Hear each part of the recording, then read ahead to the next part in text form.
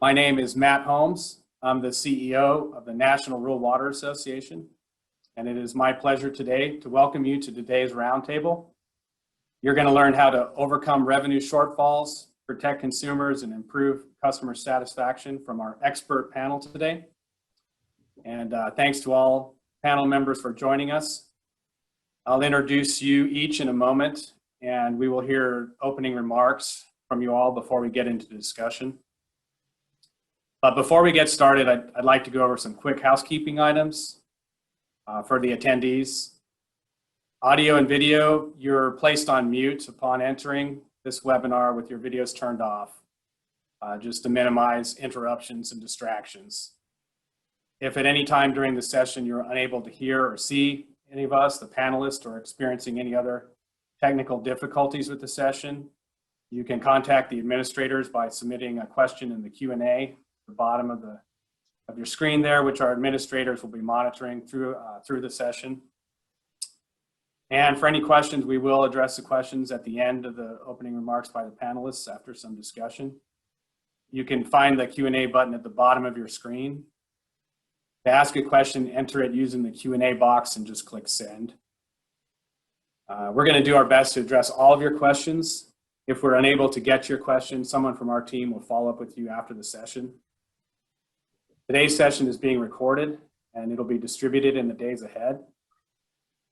You're encouraged to share the recording with your professional networks, anyone you think is interested. So with that out of the way, let's go ahead and get started. We're all challenged today with managing aging water infrastructure. I know that's why you're attending this webinar. Nationwide, an estimated 2 trillion gallons per year is wasted due to line breaks and other leakage. Today, utilities face many costly burdens, including bad debt expenses, customer water leaks, infrastructure repair, and a whole host of other challenges that impact both financial health and customer satisfaction at these utilities. For these reasons and more, utilities have begun to explore public-private partnership solutions to help address these critical issues. Today, our expert panelists will cover utility budget struggles, bad debt and revenue shortfalls, utility billing challenges, non-revenue water, and how to address customer water leaks. Now I'd like to introduce and welcome our first panelist, Bob Freudenthal. Bob has served as the Executive Director of the Tennessee Association of Utility Districts since 2008. He recently served as Deputy General Manager for the Hendersonville Utility District. Prior to this appointment, he served over 20 years as Public Works Director for the cities of Hendersonville, Tennessee, and Paducah, Kentucky, where he was responsible for the successful delivery of water and wastewater services to approximately 38,000 residents. He's also served on the APWA Board of Directors, served as President in 2006, and numerous charitable, civic, and community boards. He currently serves as Chairman of the Hendersonville Regional Planning Commission. Welcome, Bob. Thank you. Good afternoon. Just a bit of a background in Tennessee. We are the equivalent of your Rural Water Association in other states. Our association is somewhat different in that we, as members, have every member of every utility virtually in the state of Tennessee. We like to say from Memphis to Mountain City. And so we address and meet as many needs as we can that way. Tennessee is no different than any other state in a lot of ways with respect to the current issues at hand, pandemic and et cetera. We've had a lot of the same exposures in the same areas. We've been blessed in a lot of the rural areas, not quite as much, but certainly in the urbanized areas and the ring areas around that, we've had some issues and had to do some unique addressing of those issues, such as splitting your water treatment teams. We had one group that actually called themselves the quarantine. And they would go in for 7 days and stay isolated in a water plant, and then they would shift out with the next group. And so that kind of became a Facebook hot button issue in Tennessee, which was kind of cool. But the same issues are there. We're recovering relatively well. The larger urbanized areas and that are somewhere in around a stage 2 equivalent of a return, whereas the rest of the state is a 3 or a 4. So we are moving well. One thing, the particular note I think that improved the financial stability in Tennessee is we were unique as related to general across the country in that we did not have mandatory cutoffs on unpaid bills. We had suggested voluntary. The only mandatory one was for those that are governed by our Public Utility Commission, which in the state of water in our state is really just Tennessee American and Chattanooga. So everyone else could do it in a voluntary fashion. Some systems are still in that mode. The majority of the systems, I would say, have gone back to routine billing, but they're being very flexible in how they go back to the old bill. Most of them have waived the fee part of it, which is in fact a revenue loss. But then they are working with folks as far as how to make payment back with that. That seems to have been positive in that from a statewide perspective, we're probably, except for large areas, in the 3 to 4% shortage of revenue from the year before. Expenses are a unique item, however, as a result of this process as well. So because of that, though, I think the ability to provide long-term efficient delivery as well as continued capital improvements, as Tony and Connie will attest, the capital improvements don't go away, regardless of the situation. So you got to think about that. However, there are still budget struggles. What we like to say here is that every crisis has its opportunities. Leaders just have to look for them and make a difference doing that. And some of the key questions you have to ask is, where do we focus during budget time, and what can we do to make a positive change in how our customers are receiving their service and how we are financially. Budgeting this year is going to be different than any other year. You cannot look at past trends. You cannot just simply take last year and add 3%. This is a time for leaders to step forward. They know their system better than anyone else. They can predict what's going on, but you can't use trends. It's just not going to be able to do that. Between pandemics, weather events, civil unrest, the election, and heaven knows we might not even have football. We've got serious issues in this country, and especially in the Southeastern Conference, we've got to focus. But we don't know what's coming next. That's why we have to help. That's why you're here. That's why as a utility leader, you're in the place that you are, is because of your leadership skills. I can't tell you what degree budgets are going to be cut. I can tell you more than likely they are. That's kind of the standard norm. My advice during this is don't look for the easy. Take a strategic approach. Utilities that delay the decisions and don't make those timely decisions are really hurting their communities. You still have to be ready for what comes down the pike. What comes down the pike may be more business, maybe more opportunity, maybe decentralization from large urban areas to suburban areas and rural areas comes into play. If you're not strategically ready for that or have thought about that, then you've put your community at a declining position. I don't believe cuts will be felt nationally in uniform manner. It just depends on your situation. I believe utilities that have significant commercial, retail, or industrial customer base are greatly more affected than that with the residential because of the stay-at-home phenomenon, et cetera. And additionally, I think municipal systems are probably more affected than special districts like utility districts or authorities because the business model is different. In the special districts, it's pretty much revenue in, expense out, rate driven, not general obligation. Whereas cities, even though like in our state, you have to keep those funds separate. You can't commingle in our state utility funds with other general funds. However, that's still an impact because with a loss in property tax revenue, a loss in gas tax revenue, a loss in sales tax revenue, or other tax revenues, that all affects the bottom line. And those of you in the municipal world understand, especially if you've ever been in public works, no, I can't use utility funds to do anything. However, I may need to tear up a street, and therefore I get to pave the entire street. And those things are happening. That's just business is how we do it. And there's nothing wrong with it, it's just how we do. But it will affect municipal systems more because of that, because you have to make a more broader approach to help with the community. And cash is king right now, as far as having that flexibility to make those decisions. There are opportunities, particularly in the world of if you can do some bulk buy or you can take some timely purchase, take advantage of the loan markets that are out there. The rates for USDA or other funds are so low, it's almost as if it doesn't exist on the rate especially if you do time value of money over the same period of time. It really makes sense. So maybe it is time to step out and do a capital project. So those are the type things that leaders look at, but I do believe those are going to be some of the utility budget struggles that face us, not necessarily just the next fiscal year, but maybe the next 2 or 3 fiscal years. Thanks, Bob. The word that popped into my head listening to you was resiliency. Yes. Yes. We will follow up with many of those great items here after we hear from our next panelist, who's Connie Stevens. She's the Executive Director of the Alliance of Indiana Rural Water. She joined the Alliance in February 2012. Connie has over 30 years of experience as a utility manager and served as a clerk treasurer for a municipality for 13 years prior to that. She has worked with economic development councils in several areas of her state and served on many committees and water task force. Connie and her husband live in a small rural community, and she, I can attest, has a passion for the survival and the well-being of our rural communities.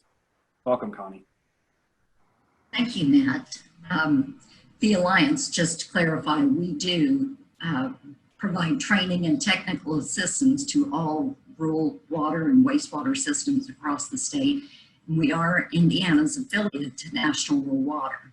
We take that very seriously, and our mission is to provide as much assistance or help in any way we can to the utilities so that they can be the best they can be. But my discussion today is about utility billing challenges. So billing for water and sewer that is used is very important. That pays for the cost of the pipe, the transmission, the pumping, and treatment of the water or the sewer. Now, actually collecting that revenue is a bigger challenge. Every utility system has a customer or customers that typically will not pay their bill until shut-off day. And suddenly they have the money when the disconnect is about to take place. But during this time of the pandemic, there was a moratorium in Indiana. The moratorium we had was no utility shutoffs, and we had something similar to that for rental property as well. So with that moratorium, what happened was utilities were allowed to and did proceed to make payment plans for folks out there that were not able to pay their bill. And on the most part, they were pretty successful. But as many utility systems out there know, those of us that have the few that are not going to pay their bill until shut-off time, some of those folks took advantage of that. And all that accomplished for them was that they got further behind in their bills. And now they're in so deep that they may never be able to dig their way out. Mm-hmm. So this now creates a problem for the entire system and the rest of the customers there. So what's going to happen with that? Are the rates going to go up because of that? Well, I had mentioned earlier that there was also a moratorium on rentals out there. And our governor worked with the Okra people in our state, which is, or you could do it with block grant agencies. But they worked together and came up with a plan to assist renters that could not pay their rent. They offered a sum of money to help with that. And what that did was help the property owners gain at least some of the money that they were losing during that time. Because most of you know, they still have bills to pay, the mortgage to pay for the property, not to mention the upkeep of that property. So this was allowing them to collect some of that money. I'm hoping that with a lot of encouragement from all of us here in Indiana, that we might be able to get them to consider doing the same thing for utilities. Now, during the winter time, a lot of times there is assistance for heating, electric and heating. So hopefully our legislators or our governor's offices will consider maybe paying the utility bills for some of these folks. But in the meantime, they're still going to have these properties that are bad debts. They're in debt that they cannot get out of. And the problem that's going to happen is once these shutoffs have now taken place, they're either going to work on a payment plan or they may just skip out, and therefore the utility is stuck with that debt even deeper. So we're going to continue to plant the idea into our legislators' heads about the possibility of helping out with the utility bills. But utility system, there are some things that utilities can do. Utility systems need to pay very close attention to all their water and sewage usage, especially the non-revenue water. Some utilities out there provide free service to the towns, to the town hall, to the community center, to the police department, and even some of the churches. And while all of this is good community, close-knit community stuff that goes on, they may need, this is now the time that they need to reconsider those decisions. Either way, the community is going to end up paying for it, but at least they need to be accounting for all of that water and deciding how they're going to collect and replace that. So there are other things to think about here. There are water leaks that need to be found and dealt with. Customers can have water leaks in their home and between the house and the meter. And this is the customer's responsibility. And in many cases, they don't realize that this is their responsibility, and they're not happy when they find that out. But if they're in a community that is lucky enough to have a leak insurance for water or sewer, this usually solves the problem pretty quickly. And in most cases, this will pay for the repair for the property owner and the cost over their average monthly bill to the utility, and that money goes directly to the utility typically. So then everybody's happy. The property owner's happy because that saved them some time and money and a lot of stress. And then the utility has now collected the money for a service that they provided, and all that cost is still on the community. So it was good to get this piece covered. That would be, so now is a good time to reconsider and look at all of these things, decisions that are made, water audits that are being done out there need to be very diligent in that. So in reality, the rural and small systems are very invested in their communities. They'll do whatever they have to do to provide good quality and plenty of water to their families and friends. They are truly dedicated to their communities in that. So in our Rural Water Association is always happy to provide any help we can to help them get that done. And we also have opportunities for them to get discounts at different things that will save them money. But all in all those things come down to saving some money for the community and helping those folks out. Thank you, Connie.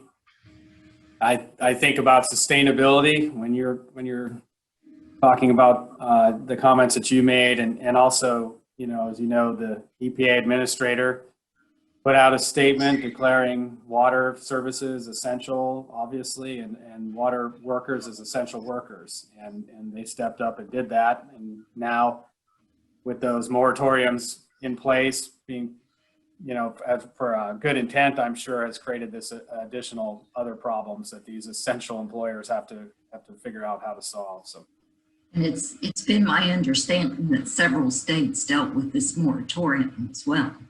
Mm-hmm. Yes. So now we're going to move to our third panelist, and this is Tony Howard. And Tony is the general manager of the Hecla Water Association. He's a seasoned water utility manager, and he works daily to understand and meet the needs of his community that Connie was talking about there. Tony began working in the water service industry in 1988 as a field laborer, learning the ins and outs of the water distribution system there. In 1994, he earned an Ohio EPA Class 1 water treatment plant operator's license. And by 2000, he was the distribution foreman for the company. Today, Tony is the general manager of Hecla Water Association. And over his 32-year career, He's assisted them becoming successful in providing quality drinking water to nearly 14,000 customers in Southern Ohio. In 2019, he was appointed to the Ohio Rural Water Association Board of Directors. And primarily now he's focused on asset management, water loss reduction, and service reliability. Welcome, Tony. I know you and your team work hard every day to remain the leaders in Ohio's drinking water industry. Yeah, thank you, Matt. Good afternoon, everyone. My name is Tony Howard. I am the General Manager of the Hecla Water Association. I'm going to speak to you on my experience in the water industry. I've had a rare opportunity to work for this one company my entire career. During my years with Hecla, I've learned all of our strengths and weaknesses. Anyone who's worked in utility long enough knows that your weaknesses can become larger if not prepared as time flies by. In order for Hecla to deliver water to our community, we depend on many assets within our infrastructure. Assets wear out and can break down. When an outage occurs due to an asset failure, your valuable customers suffer. Utility providers must have a plan that can sustain them far into the future.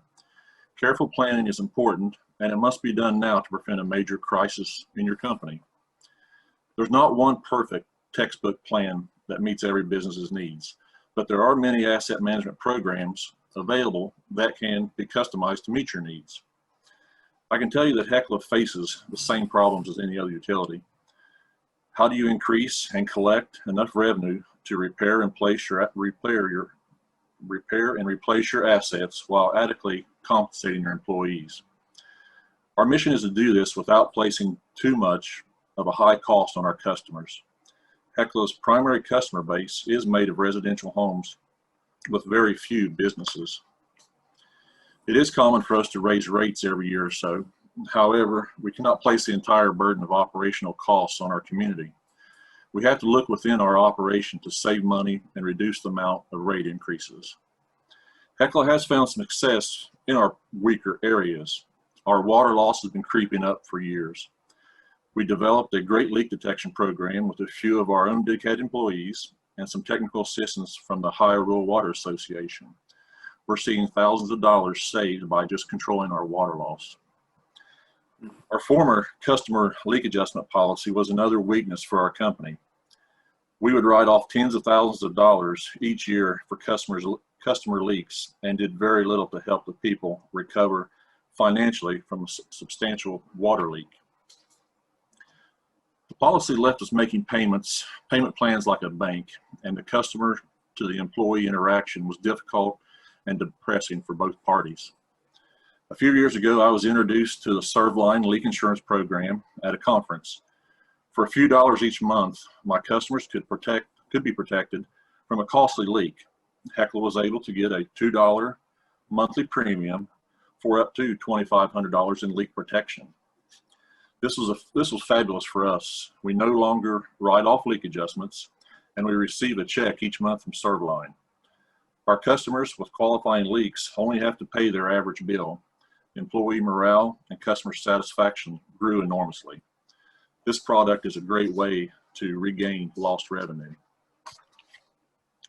For the past several months, water utilities have continued to serve their customers, even though some were unable to pay their bill due to the COVID-19 pandemic. Many smaller utilities have suffered greatly due to the loss of income. We can only wait to see if there will be any state or federal aid released to these companies. We hope so. My best advice to those still struggling is to look within your business for ways to save on operational costs. Don't be afraid to ask other professionals what is working for them. I'm honored to be here today, and if you have any questions related to what I've spoken about, please feel free to ask. Thank you, Matt. Thank you, Tony.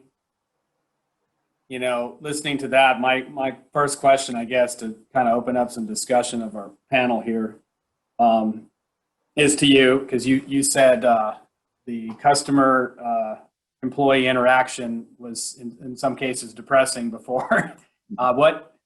Run them through what that looked like, or maybe give a little example of what that could have been, and what does that transition into now? Sure. Lawrence County, Ohio is on the lower income side. We still have a lot of great people in Southern Ohio, and we're proud to be here. But our office is very small. We do have a walk-in lobby still, and a large number of our customers do like to come in face to face, pay their bill, and talk to our, our staff. A lot of times if a person came in with say $1,000 water leak, that's a lot of money for a customer. Our old customer policy was we would write off about 25% and still make them pay 75%. And we've had interactions in our office, either people are ready to fight or they're ready to cry, one or the other. Many times we've had people crying or screaming or yelling in the office, and our staff has to sit and take that and try to calm them down and make some kind of solution with them. Prior to ServLine, that was several times a month that we had that kind of experience. Now with ServLine, people come in, they really don't realize they're paying that monthly premium. We've notified them and it shows on their bill every month, but they don't see a minor $2 fee. But when they learn that they have a $1,000 leak, and if their leak qualifies, all they have to do is pay their average bill. You can see the relief wash over them as they're standing there, and their attitude changes dramatically. Our staff, they don't have those rough days anymore. Other than cutoff days, they're still pretty tough. But as far as dealing with the public on leak and leak adjustments, this product has, saved us a lot of money. Rather than writing it off, we collect it in a check every month now. Very good. So kind of looking at the questions that folks have submitted, there's quite a few questions being submitted. This is the $1 million question here. I'll see if any of you panelists want to answer this. Do any of you think the budget impact of COVID will last this year or multiple years beyond 2020, 21? Take that one. I think with any impact, whether it's COVID or the weather events or whatever, it's always a multi-year effect, positive or negative. In our state, we do have a unique situation in that all of our utilities report to the Office of the Comptroller for financial stability or sustainability, as well as they do regulatory with the Department of Environment. Any 2 successive years in negative change in net position, you go before review of that group. So at least give you some time to come out of it. And really, if you think about it, that's a 3-year time, because when your audit's reported, it's a year and back. But with the current budget situation, we shut down immediately. That doesn't mean we open immediately. And it also doesn't mean that there's a change in the way we do business. Everybody's heard the stories from Amazon on down to where they realize now 25 to 50% of their workforce could work from home, which changes a whole lot of dynamic in where water needs to be. And that change doesn't happen overnight. You cannot put pipes in the ground overnight and be done with it. So the budget situation is not a crisis, it's just a budget situation or budget challenge. Remember, it's an opportunity, is to look at that. Obviously, the biggest impact probably will be the next fiscal year, whenever that is for you. But there will be tailings of that impact beyond this time. And I would suggest, whether it's federal, state, local, or just simple utility, it is a multi-year response. I would agree with Bob. Yeah. Go ahead, Connie. I would agree with Bob on that. That's something that we're going to be looking at and dealing with for at least a couple of more years. And still, it could be longer than that. But I just wanted to reiterate that I think I agree wholeheartedly with what Bob's telling us. Another question kind of ties in with that is how is the need to finance this infrastructure and rebuild this infrastructure going to be impacted by these budget cuts and COVID-19? Another $1 million question here, maybe $100 million question. Anyone have any thoughts on that? Well, I think, go ahead, Connie, please.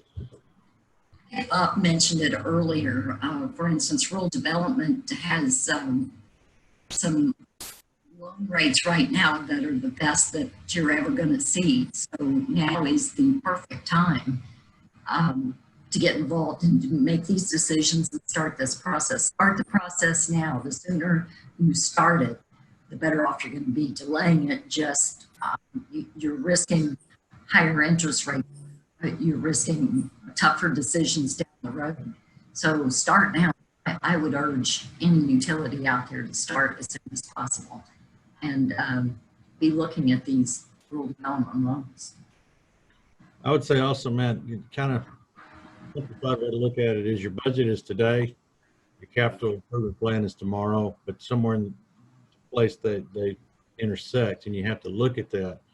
But putting off long-term capital improvements or asset replacement for the sake of a short-term budget is bad judgment, in my opinion, and I'll open that up for Tony as well. It's also critical during that to realize that you need to be able to leverage every national and state resource you have to the fullest extent, whether it's National Rural Water or the state association or the finance market or the local market. And certainly, like in our state, we provide beyond the traditional circuit rider regulatory help. We do financial and we do managerial and we do legal as well as advocacy assistance to all of our utilities. Advocacy is going to be important through this process. As Connie mentioned, their legislature may be looking at solutions to help this. Many are, as well as the thing we're all familiar with called the nation's capital and what they do or don't do with respect to the next version of stimulus. Without advocacy, you don't have the ability to make your message the message. But as it relates directly back to budget, you've got to look at this opportunity as, is it a short term, is it a long term? As Tony said before, they routinely, just the cost of living, you raise rates. Is it now strategically the time to raise them a little bit more so that I can create capital investment? And Tony, I'll leave that up to you. Definitely, Matt. In your budget, make asset management the last thing you do cuts with. Anything you postpone today will double and triple in years to come. So you have to keep every year replacing more and more assets. That would be the last thing I would recommend in your budget that you cut. So we had a couple questions in the Q&A box about the specific insurance program that you talked about, Tony, the ServLine Insurance. Someone asked, did you have to get your board or council to approve adding that product to everyone's bill? I did, yes. And the way ServLine does that, they have to automatically enroll all of your customers in this plan. That sounds a little harsh to start out doing, but you understand why they have to do that. They have to collect their money up front. ServLine does give every customer the option to opt out, but you do have to enroll your customers to begin with. ServLine will come in and they'll look at your leak adjustment policy. They'll look at how much you write off each year, how you control your write-offs, and different companies will have different premiums. We are fortunate to get a $2 premium. I know other companies that are less than $1. So depending on how each company wrote off their leak adjustments, that's how your premium is based. Yes, we did have it presented to our board, and everybody is skeptical of leak insurance or of an insurance company. Totally. I was very skeptical, and Jerry Harstein will tell you that. But after the first 2 or 3 meetings, I felt more comfortable. He told me, he said, Tony, if you enroll your group into this, you will have 97% stay in this plan. I said, Jerry, you're crazy. There's no way that Mike and Southern Lawrence will remain in this because they have to pay $2 a month. But after the first months, Jerry was right on the number. And we're still around between the 90 and 97 enrollment. So once the customers become comfortable with it and they see what it can do for them, the small is. I lost you a little bit there, Tony, but I think I was right to say that I heard you right, that you said 97% would retain this customers. That's your statewide. That's correct, and we're between. I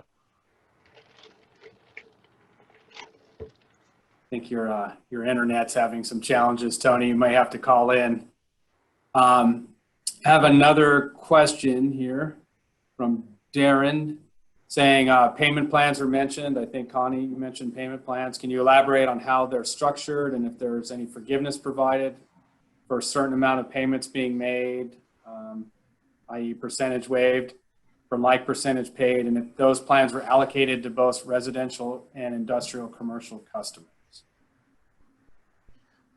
Those plans have been offered to both commercial, although the only ones I've heard of are commercial and residential. payment plan was made that they would pay a percentage over their monthly bill. They would pay another percentage on top of that every month until that bill was, and usually allowed them 6 to 8 months, depending on what the utilities decision was on that, but allowed them 6 to 8 months to catch up on their bills. And there were a few of those in there, and they were successful for those that took advantage of it. They were. Very good. Matt, in Tennessee, it's very similar. Many of the utilities are offering some sort of payment plan. You usually try to keep it between 90 and 180 days. Don't go past 6 months is what they do. However, and also remember that, you know, it's not a profiteering thing, so they don't charge interest. And I don't think they're allowed to in our state. But again, you run into carrying that over, tracking that, especially when you get closer to your fiscal year and how that's handled in your financial statements, et cetera.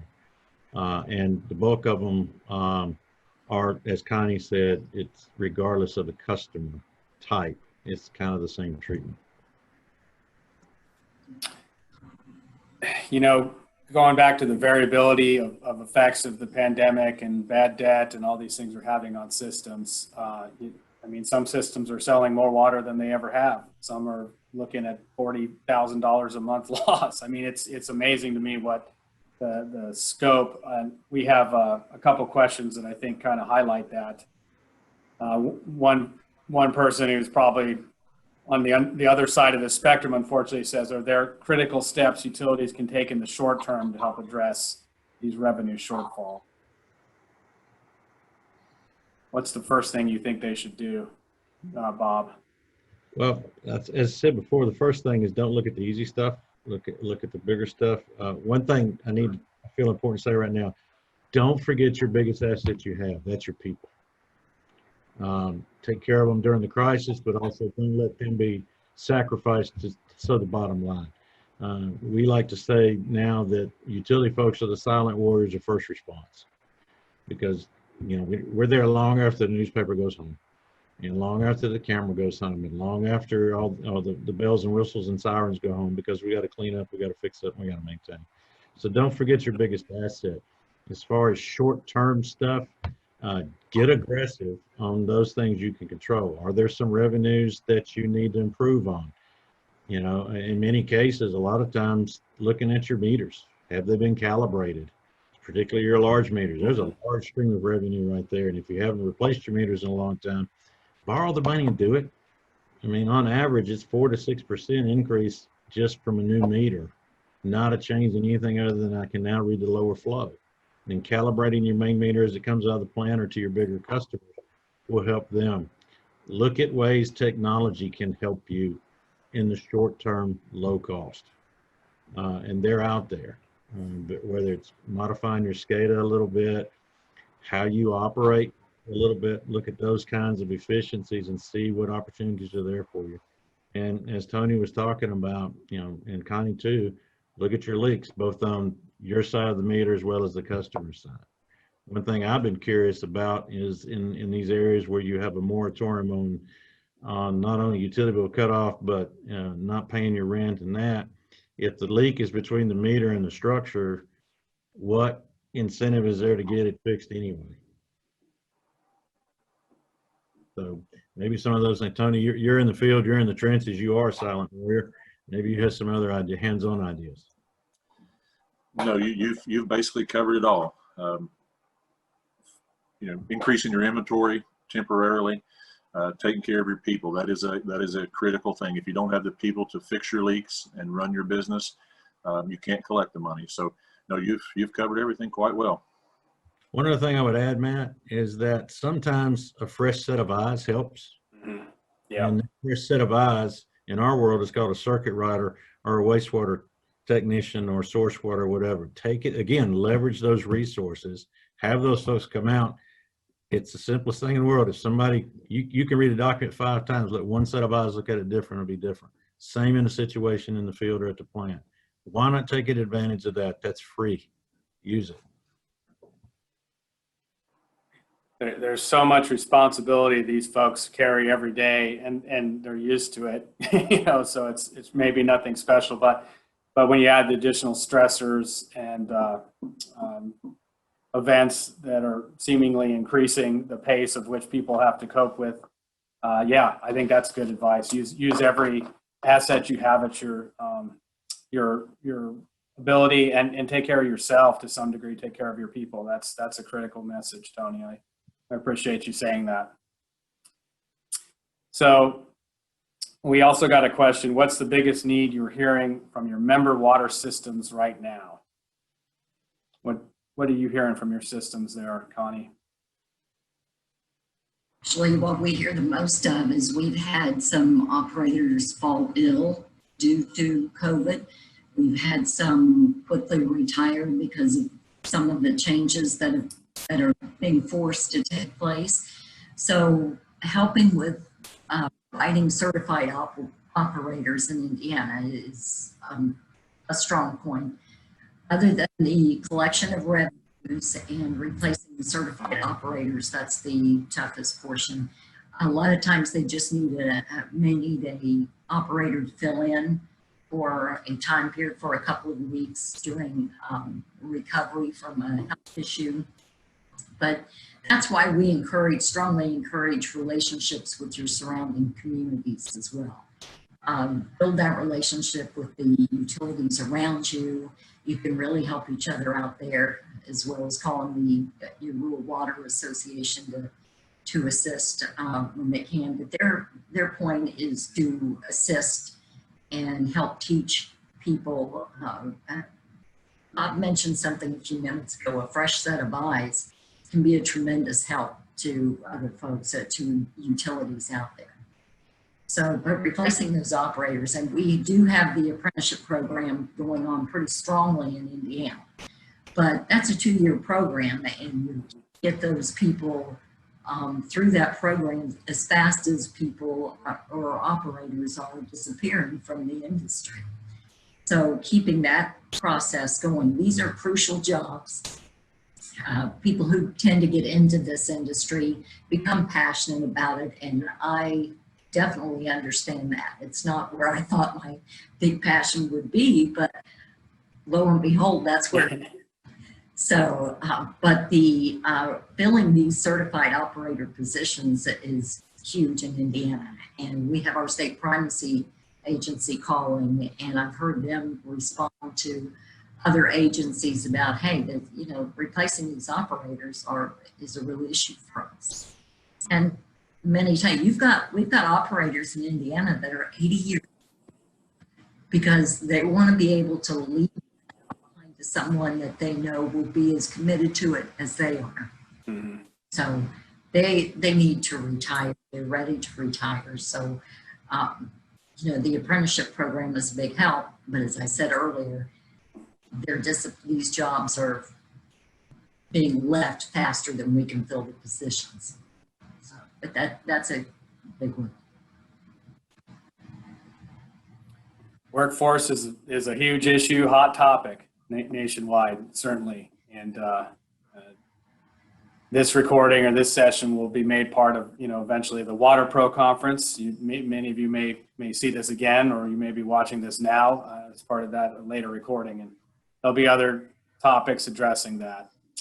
But you'll hear from some pretty influential people about how important that issue is to America, to national security. I think that is becoming more widely recognized, and the essential nature of the services that Tony and folks just like him provide across the country, how important that is. And, you know, maybe it's time not to have that be such a secret, Connie. And Tony, your license that you have and how long you've been doing this job, and it's clear that you take this all very seriously. And whether our customers remember this or not, they don't always understand how important these jobs are. But the fact that the certified operators how important these jobs are, that's key. And they don't look for a lot of glory. So, good job, Tony. For any of us that stay in the industry this long, we have to be passionate about it. We have to care about it. And we do. Thank you. Thank you for your service. And thanks everyone that's on the webinar today. for their service. You're not recognized, and as much as you should be. And I'm preaching to the choir, but from me and from our board and from our association, thank you for what you do, because it has not been an easy. It's never an easy job, and recently it's definitely not been easy. So Bob, I got one more question here in the chat box. It's how will bad debt change, and what will be the impact of that short term and long term? I think certainly short term, you're going to have a lot of that to deal with due to either the moratoriums or just the sheer volume of what's going on, or lack of income, et cetera. I think long term, the approach to bad debt may change as a utility, because they have to, you learn every time through something, whether it's a weather event or, from 9/11, we learned how to do things differently. From the pandemic, we're going to learn how to do things differently. One of those may in fact be, how do we treat bad debt? Do we in fact be a little more aggressive on it, or do we in fact have a different tool to use for it? How do we address that? But I think there will be some changes. I think some of those changes may in fact come from groups larger than this, the finance community, and as well as the legislative community, their definition of bad debt and their treatment thereof. But short term will be helping these folks get back current with their water bill and their wastewater bill, as well as with their others. It's a sad situation, but it's true. A lot of the stimulus money went to buy things extra instead of maintaining your standard of living or paying the base bills. And don't get me wrong, big screen TVs are cool, but drinking water every day is cooler. And so it's a matter of priority. But then again, that also brings up the point of messaging. The value of water is totally different than the cost of water. And the priority should be, what is that I need water every day. It is in fact more important than your cell phone, believe it or not. So if we change that priority, maybe we help ourselves in the bad debt world. But to answer the question specifically, I do see changes in definition and application of bad debt coming. You kind of mentioned earlier advocacy, and this issue is being debated right now on the national stage. It's being debated in the U.S. Senate. There's advocates on both sides. It's actually a presidential topic of discussion. So that's not necessarily a comfortable place for our industry to be, really, because we generally know how to run our systems and do a good job running our systems. But when other folks come in and try to provide solutions, water is a lot more complicated than decision makers sometimes give us, or the general public give you all credit for. So, I foresee that advocacy, first of all, being critically important moving forward, because there's sides who want to fund, and provide resources similar to what you were talking about for heat, Connie, for customers, and provide that kind of affordability support. And then what you're talking about, Bob, making the utility be able to recover that revenue, as a business.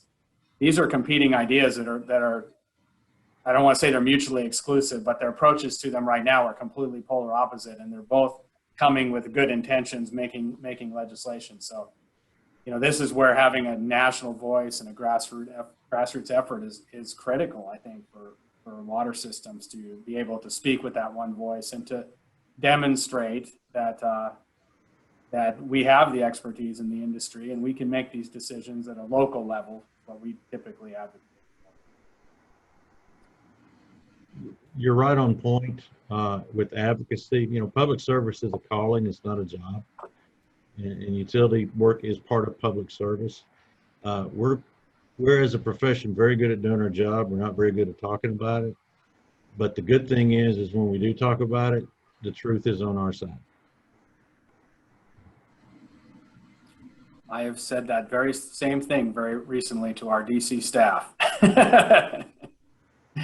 Yes, that is sometimes our strengths are our weaknesses. That's something that our former CEO told me all the time. So that's another way of what you were talking about earlier, Tony. You have to embrace your weaknesses, and sometimes the things that define us or our culture, also also are our struggles. And the more that we recognize that and own that, I think the more successful we are moving forward. Does anyone have any? Go ahead. You would agree with this. The best solution is the local solution, and that's where you guys are. So, but don't you need the flexibility to make those solutions locally? I couldn't hear the question. Would you agree that the best way to have solutions to this issue are at local level, where you guys are in the trenches? And wouldn't you agree that the best solution or the flexibility to do that is best at the local level? Yes, that is correct. And we are left alone primarily to make our own decisions. Our board of directors does a great job of stepping in when they need to. But basically, the management team here takes care of the business day to day, and we make our decisions. We make our own rate increases. Our local representatives, our commissioners, they have grown to trust us, and they pretty much stay out of the way and let us do what we need to do. They know we do a good job, and as long as things are going well, they leave us to our own abilities. Very good. I see there may be one more question popped up down here. Someone asked, why can't water bills be paid with the EBT card? I'm not sure we can answer that one. Food and water are important, except when it comes to those cards. Yeah, maybe a question for your local legislator representative. Any last thoughts from our panelists here? Connie? I would strongly encourage all utilities out there to continue the good fight. Build those relationships with your neighboring utilities so we can all stand together strong. And let's spread the word about recognition for the water industry. They definitely are unsung heroes out there. Bob, any last thoughts? Yeah, one, thank you for letting me be a part of this. It's been good. It's been educational for me too. But to everybody there, don't forget how good a job you're doing. Okay, you matter. You contribute to the engine of the economy of your state, the quality of life in your community. If you hadn't heard anywhere else, thank you. And Tony, any last words? Sure. If there's anyone out there listening that would like to have a one-on-one discussion, ask questions, I by no means know all the answers, but I can tell you what my experiences were. In our state of Ohio, the Ohio Rural Water Association has a lot of answers, a lot of technical people that can help you. So don't be afraid to look us up on the internet. Give us a call. I'll be glad to talk to you. Anybody that needs help, give me a call. Matt, Tony just personified the value of rural water. That's right. You are right.